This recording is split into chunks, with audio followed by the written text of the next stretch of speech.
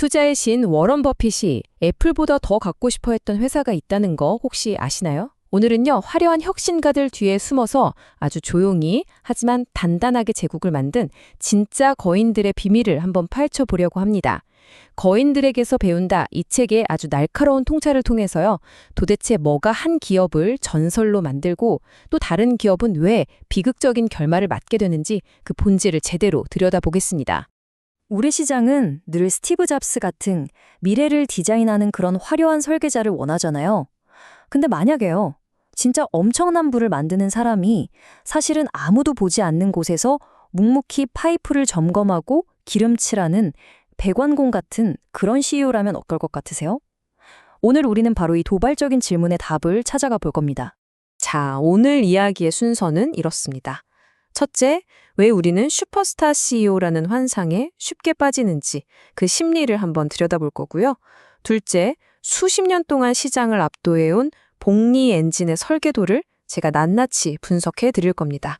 셋째, 그렇게 화려했던 제국이 대체 왜, 어떻게 한순간에 무너지는지 그 비극을 통해 뼈아픈 교훈을 얻을 거고요. 마지막으로 이 모든 걸 여러분의 계좌를 지키는 아주 강력한 투자 엑스레이로 만드는 방법까지 오늘 하나도 빼놓지 않고 전부 알려드리겠습니다. 네, 그럼 첫 번째 신화부터 한번 깨부수고 시작해보죠. 바로 슈퍼스타 CEO 신화입니다. 왜 우리는 이렇게 카리스마 넘치는 리더나 파괴적 혁신 같은 단어에 그렇게 매료되는 걸까요? 그 이유부터 한번 깊숙이 파헤쳐 보겠습니다. 20세기 경영의 아이콘 하면 역시 잭 웰치를 빼놓을 수가 없죠. 그가 G를 이끄는 동안 주가가 그야말로 미친 듯이 올랐어요.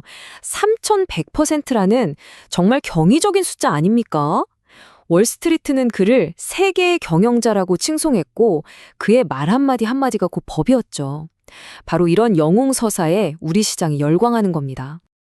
그런데 말이죠. 그 눈부신 스포트라이트 뒤에 아주 길고 어두운 그림자가 있다는 걸 그때는 아무도 보려고 하질 않았습니다. 만약에요, 그 영웅적인 리더십이라는 게 사실은 기업의 뿌리를 아주 서서히 썩게 만드는 달콤한 독이었다면 어떨까요? 이제 그 영광의 대차대조표, 그 뒷면을 저와 함께 확인해 보시죠. 자, 이제 무대의 조명을 그 화려한 슈퍼스타에게서 잠시 거두고 아무도 주목하지 않는 무대 뒤편으로 한번 옮겨가 보겠습니다. 여기에는요, 스포트라이트는 없지만 거대한 제국을 수십 년간 묵묵히 떠받치는 엄청난 엔진이 쉴 새 없이 돌아가고 있거든요. 그게 바로 비즈니스 시스템입니다.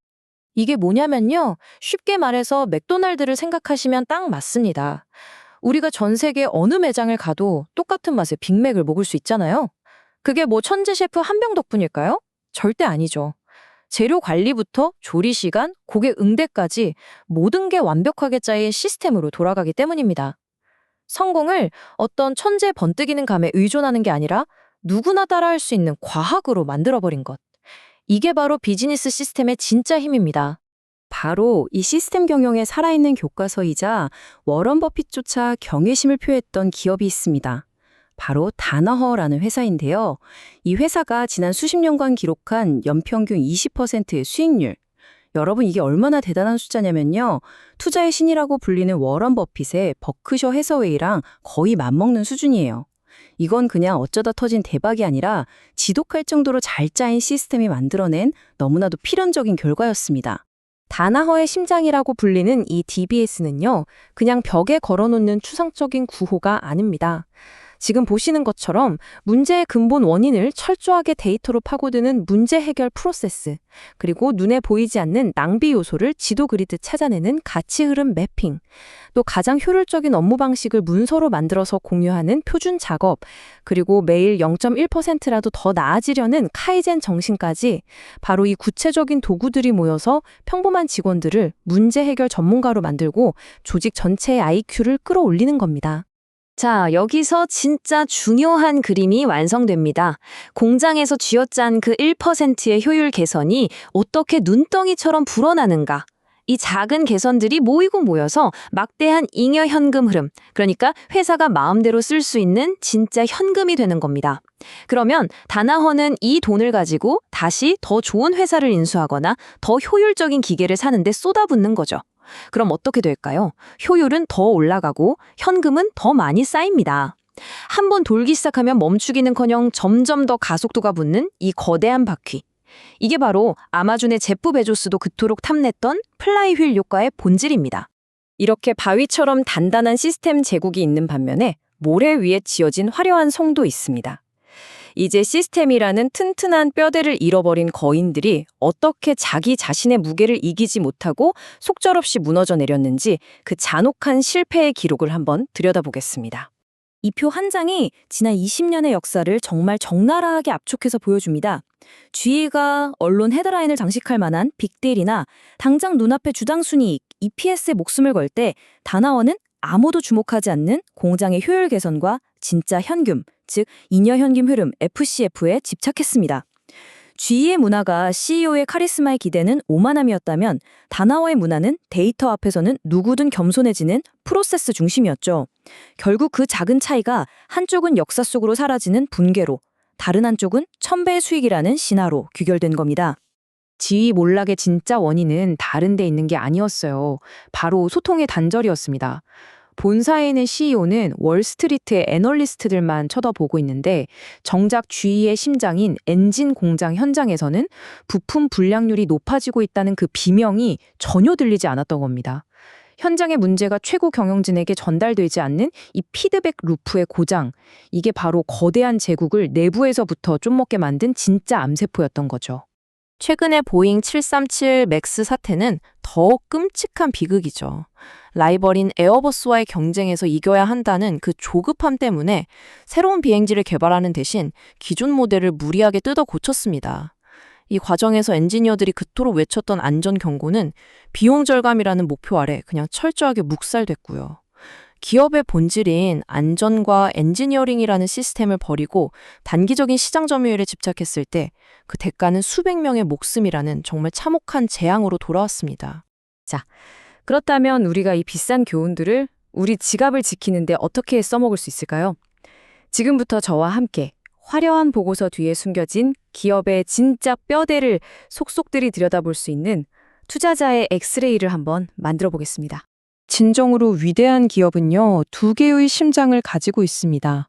하나는 다너허처럼 운영을 기가 막히게 해서 돈을 잘 버는 엔진, 그리고 다른 하나는 그렇게 번 돈을 어디에 재투자할지 정말 귀신같이 결정해서 돈을 잘 불리는 엔진, 바로 자본 배분 능력입니다. 예를 들어서 로퍼 테크놀로지스 같은 회사는 현금이 쌓이면 전망 없는 사업은 과감히 팔아버리고 그 돈으로 미래 성장성이 훨씬 높은 소프트웨어 기업을 사들이는 마법을 부렸죠. 이 두 엔진이 함께 힘차게 돌아갈 때 비로소 누구도 멈출 수 없는 복리 기계가 탄생하는 겁니다. 자, 바로 이게 여러분의 포트폴리오를 위한 엑스레이 필터입니다. 딱 4가지만 기억하세요. 첫째, 그 회사의 문화는 그냥 벽에 걸린 멋진 구호인가? 아니면 시스템이 만들어낸 결과물인가?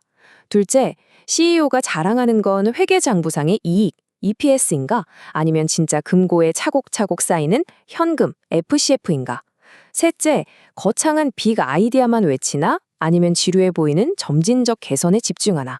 그리고 마지막으로 현장의 작은 목소리가 CEO의 귀에까지 명확하게 닿는가? 이 질문들에 예스라고 자신있게 답할 수 있는 기업을 찾으세요. 그 기업이 바로 시끄러운 시장 속에서 여러분의 돈을 조용히 그리고 아주 확실하게 지켜줄 겁니다. 투자는요, 일기예보를 맞추는 게임이 아닙니다. 내일 비가 올지 해가 뜰지 예측하려는 그 오만을 버리는 것에서부터 진짜 투자는 시작됩니다. 대신에 어떤 폭풍우가 몰아쳐도 절대로 부서지지 않을 튼튼한 방주를 만드는 것, 즉 어떤 경제 위기가 와도 살아남을 수 있는 강력한 시스템을 갖춘 기업에 올라타는 것, 그것이야말로 이 변덕스러운 시장에서 살아남는 거의 유일한 방법일지도 모릅니다. 오늘 내용이 끝나면 지금 바로 여러분이 투자한 기업들의 사업 보고서를 한번 열어보세요. 그리고 오늘 우리가 함께 만든 이 투자자의 엑스레이로 그 기업들을 한번 쫙 비춰보시기 바랍니다. 과연 여러분의 소중한 돈이 투자된 그곳은 조용히 공리의 성을 쌓아 올리고 있는 제2의 다나워입니까? 아니면 화려한 파티가 끝나가는 제2의 쥐입니까? 그 답을 찾는 여정이야말로 여러분의 경제적 자유를 향한 가장 중요하고 확실한 첫걸음이 될 겁니다.